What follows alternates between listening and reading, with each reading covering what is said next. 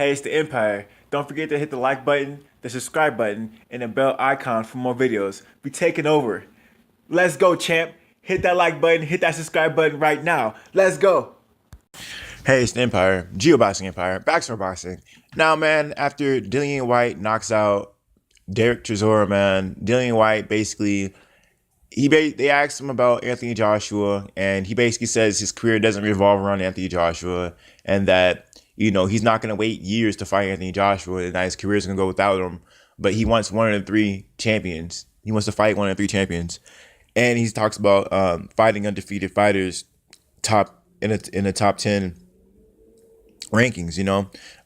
So this is a really big deal, man. A lot of people want to see Dillian Whyte fight Deontay Wilder, man. And now, if you guys don't know, Dillian Whyte is number one contender for Deontay Wilder's belt. He's number one ranking for Deontay Wilder.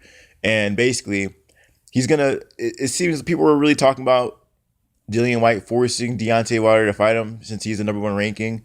And Dillian Whyte, man, he really deserves to fight Deontay Wilder. He's fought just about everyone they put in front of him, right? He's beaten Joseph Parker when he only took one loss. He beat Lucas Brown when Lucas Brown was undefeated. So, I mean, the thing is, Dillian Whyte is a phenomenal fighter, man. And he looked really sharp in a DERECK CHISORA fight. And he almost knocked him out early in the fight. I think it was the first or second round. He countered him with the left hook. And then he basically just let him stay around and then knocked him out later in the fight. Dillian Whyte looked really sharp in that fight. And he's looking really sharp in that fight, man. DERECK CHISORA, two-fight, put an end on, the whole beef between the two, because when you knock a guy out, I mean, that's basically the end of the whatever, rivalry you guys had. Think Marquez Pacquiao. They fought a lot of times until Marquez knocked him out. And at that point, do you really need to fight again? Not really. So, Dillian Whyte, man, he has a really great possibility of fighting Deontay Wilder. And if that fight doesn't go through, and if Deontay Wilder decides to fight Tyson Fury for a rematch, Dillian Whyte talked about fighting undefeated fighters. Now, in boxing, man, at the elite level, there's really only one undefeated fighter that comes to mind at the heavyweight division that's really, I think, a good scrap for Dillian Whyte, and that's Big Baby Miller. Jarrell Miller would be a really great fight for Dillian Whyte. They have beef between each other. They do not like each other, and they've been calling each other out, back and forth. And I think if Dillian Whyte can't get this fight with Deontay Wilder next fight, I think him versus Jarrell Miller is a great fight. So, yeah, man, that's what I really like to see, man. I'm really happy that Dillian Whyte is not just, talking about one guy and one guy only, and Anthony Joshua.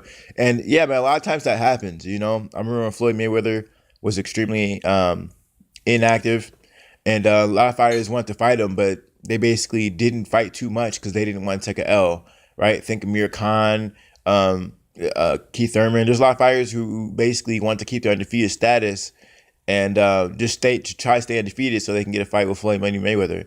But that being said, they became dependent on him. You know what I mean? And their career really didn't take off as well as it could have if they had been more active. Dillian Whyte doesn't have that problem, man. He's extremely active. He's fighting the best of the best, and he's really not afraid of anyone. People need to give Dillian Whyte more credit. I think, like I always say it over and over again, out of all the fighters, in my opinion, skill-wise, Dillian Whyte's basically up there as far as a non-champion at heavyweight. He's easily top 5, in my opinion.